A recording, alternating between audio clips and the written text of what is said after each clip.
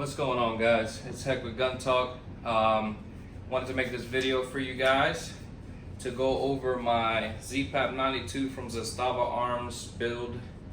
I made a few videos sighting in the sight, and I'm finally done with it.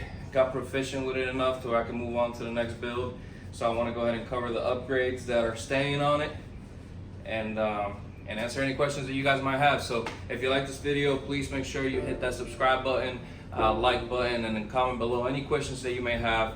If for whatever reason I don't respond back on YouTube because I get a lot of comments, I can definitely respond back to an Instagram DM. So find the link to the Instagram link on my YouTube channel. Go out there, make sure you support that page there as well, and then we'll go from there. So without further ado,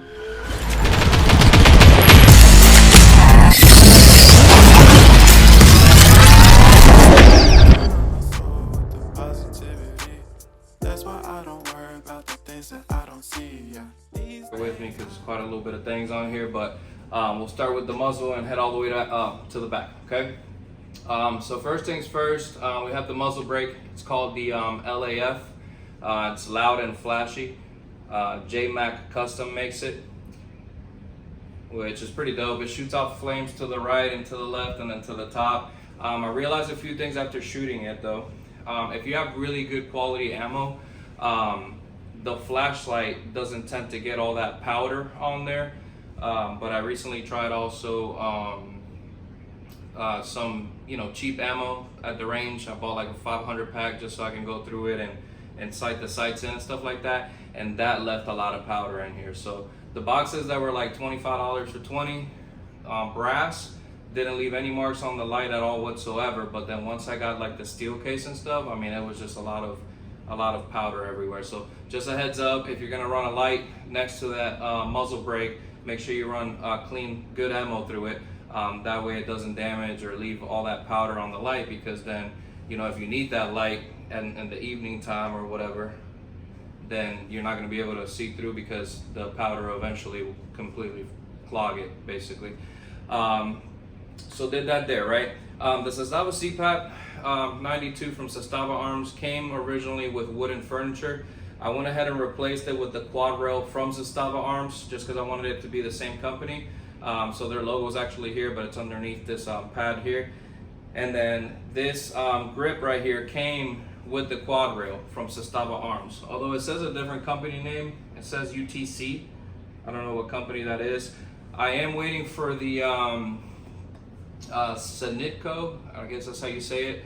I did a back order from Russia on a Sanitko grip or hand stopper that has been out of stock forever. So I'm waiting for that to finally get shipped, because that's what I'm going to put here eventually.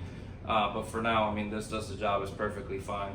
The light is from Streamlight, of course. Streamlight ProTac HLX.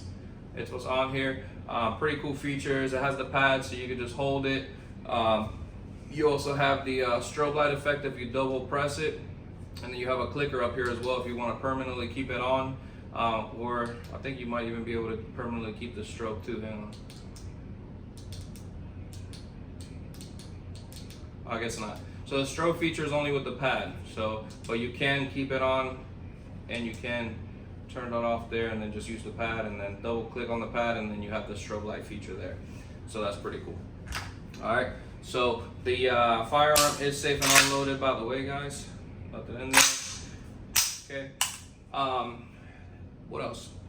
Oh, this little extended charging handle right here is from RTG Parts, same company that I got this magazine from.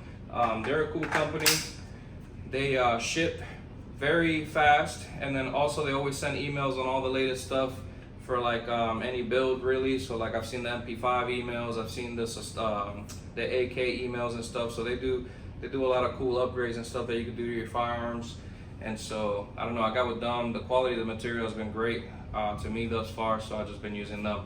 As far as the originally came with a dust cover that had sights on it. I replaced it with the dog leg rail from Texas Weapon Systems, and I was originally worried that it would rattle too much and I would lose zero on my sights. But I mean, I put hundreds of rounds through this already with this on here, and I'm good to go. So, you know, I made some adjustments on here. Originally, when this first came in, I installed it. I had to remove the old dust cover and then put this screw in here basically and tighten it up. When I got to the range, it was loose and I was like, wait, what's going on? But it actually has two other bolts here that you have to tighten up. So once I made those adjustments to like move the quad rail where the dust cover where I wanted it, then I adjusted those two screws on here, and then now it's good to go. As far as the sights on top, I do have the EXPS2 from EOTech and the G45 magnifier. It's a 5-time magnifier from EOTech as well. And then I did get this, if I remove these, they have the quick detach feature on them. I'm not going to remove the EOTech, the EXPS2, because I sighted it in and it's perfect right now, but the magnifier doesn't really matter. So I also got this little back sight from Texas Weapon Systems as well, but the only way that this would work is if the pad on the light is not on, because then you can use your regular sights. It doesn't co-witness with the EOTech obviously, because the EOTech is higher, but if I was to quick detach the EOTech, let's say I'm, you know, stuff's going down, I ran out of battery or whatever the case may be, I could utilize the sights here to kind of get that picture again downrange. And so make sure that goes on here good.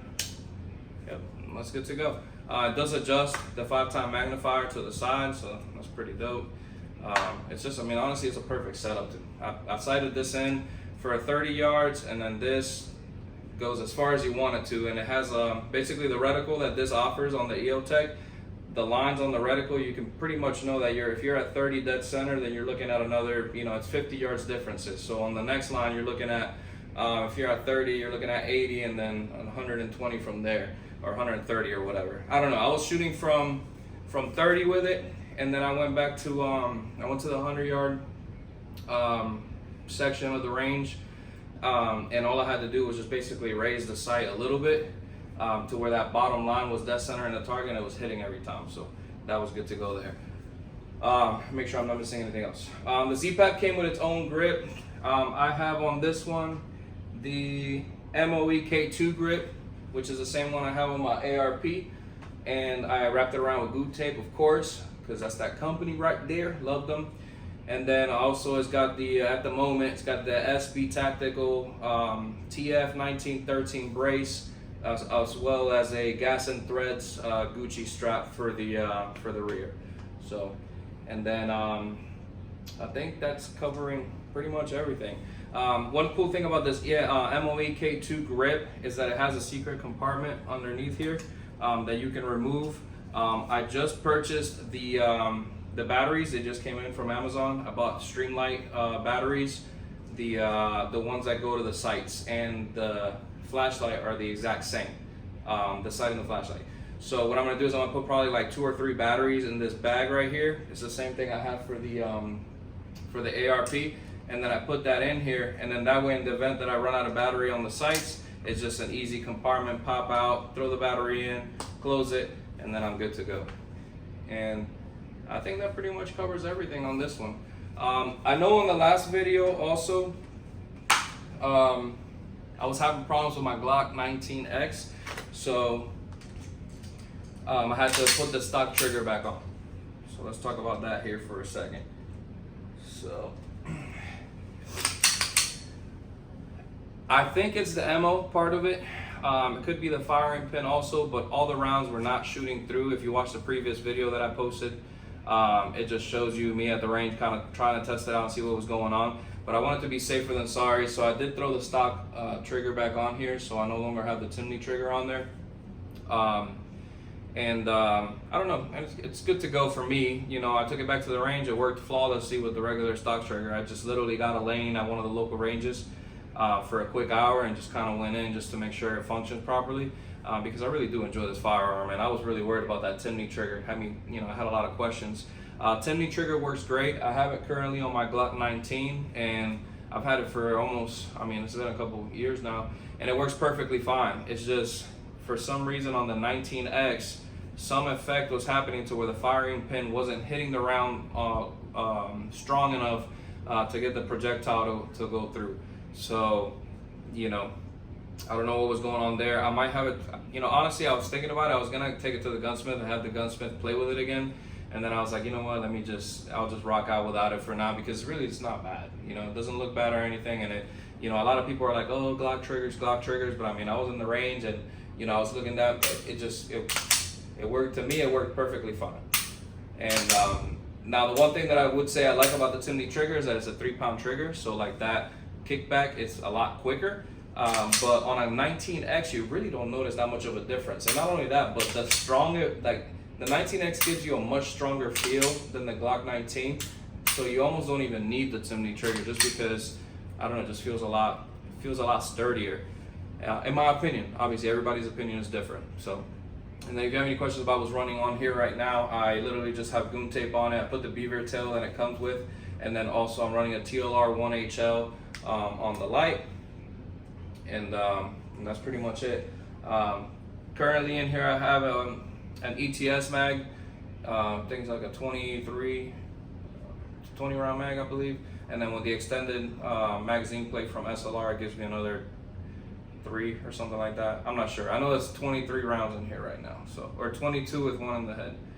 So that's pretty much that. As always, I want to give a shout out to my sponsors, Gun Butter. If you need oil for your firearms, that's who I utilize. If you use the code GUNBUTTER, you get, I believe it's 20% off. Yeah. If you use the code if you use the code GUNTALK at gunbutter.com, you get 20% off. And then also want to thank a huge thank you to We the People Holsters, who's also another one of my sponsors. They're always sending holsters, hoodies, shirts, always taking care of the boy.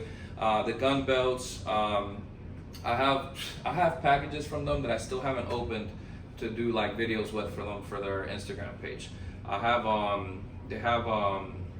they gave me a leather belt, open carry leather belt that I want to wear at the range for a cool video for them that I haven't opened yet. And then I have I don't know, some other stuff, but this company is absolutely amazing. The retain, like the holsters are awesome. They're great quality, like they retain really well. So I rock with them. They're pretty dope. And then I think that's pretty much it. I know a lot of you guys are asking too on all my videos, because I took the brace off of this one and I went with this. I just wanted to have a setup that I felt comfortable, like a truck gun, you know, where I felt like moving forward. I mean, I'm in the state of Florida, so in the area that I'm in, I don't believe nobody's really gonna question like this whole brace thing that's going on until it really goes into play, which, I mean, it's in May when they're finally there's a cutoff date of exactly when this goes into play, whether you're gonna register your firearm or just have, you know, the tube or whatever the case may be, but there's so many stipulations. So I had this setup on here before the brace. So to me, I was just like, well, let me just go back to the old setup, and then that way I have a setup where like I'm comfortable with it in the truck. God forbid I get pulled over, no questions are asked, because everything, you know, I don't know. I just wanted to make sure I had something. Although majority of the time I end up carrying my ZPAP anyways, and it has a brace on it. But if I do carry this one, it's just nice and compact. I have the Sylvan Arms foldable brace attachment on there, and then everything is just, you know, just a nice little compact little piece here. And then and nobody's gonna ask any questions because it's set up and good to go. My thoughts and decisions on that brace situation, I'm not really gonna share because I haven't even really made a decision on what I'm about to do yet. But I know that eventually I want to get my ZPAP suppressed. So what I'm gonna do is I'm gonna switch the LAF for an actual muzzle brake that takes a dead air suppressor and then silencer, and I'm gonna silence this sucker. So eventually that's, at least the silencer will be registered. And then I don't know, I might end up, I really don't know. I'm gonna hold it off and see what happens, and then I'll go from there. So anyways, leave your thoughts on what you think about that as far as the brace, just ideas and thought process on what you guys think about that new brace law, and then we'll go from there. And then one of the other upgrades that I made, and this is the reason why I haven't bought new firearms yet, is because I wanted to get everything done on all of these first. But something I wanted to share with you guys, clear and unloaded. As you can see, this one has the Timney trigger on there. But this is another thing that I ended up doing is I got a slide and a barrel and a sight for this for the Glock. I'm rocking it like this now because this is like the nicest, most compact way to, you know, it's like the smallest package. But now I have this little setup here. So this is a Safari Precision slide with a Safari Precision barrel and a Trigicon RMR on top. Let me show you guys what this looks like here. So there we go. So I got this set up here, nice and clean. And if we want to get frisky, got the 50 round Pro Mag drum. There you go. There you have it. Nice and clean setup.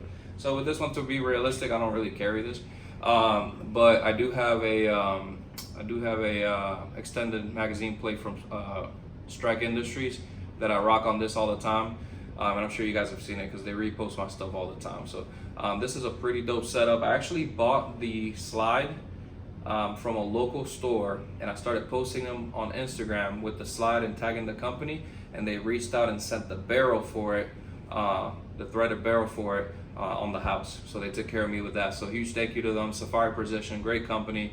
Not partners or anything with them yet. I'm hoping that enough content for them, they might extend a hand and welcome me on board with them. They do make a lot of cool, dope stuff. So I actually have a slide and a barrel that I have my eyes on for my 19X. So we'll see what happens there, because that'll be dope to have a secondary setup. So with that being said, now that I have the top here, I'm also looking for a frame, because if I could just keep the Glock 19 regular, kind of like how I have it here, and then just find a frame for the slide and barrel on this setup, then that just basically gives me another firearm. So I am in the market for another frame. If you guys have any ideas on any frames, let me know, because then we can basically have another firearm if we just find a frame and put that setup on it. But right now I'm just, you know, EDC style, rocking this one here. And that's good to go there. So as far as We the People holsters, the code for that is GunTalk15. So if you've used GunTalk15 for We the People holsters, you can get discounts on that. And that's pretty much it, man. Just wanted to make the video for you guys and show you the build on the Zpap92. I know you guys have had a lot of questions about it, so I'll show her to you one more time. But yeah, man, that's pretty much it. If you guys have any questions, again, please do feel free to leave a comment, and I will answer them to the best of my ability. And as always, guys, thank you for watching, and I'll see you next time.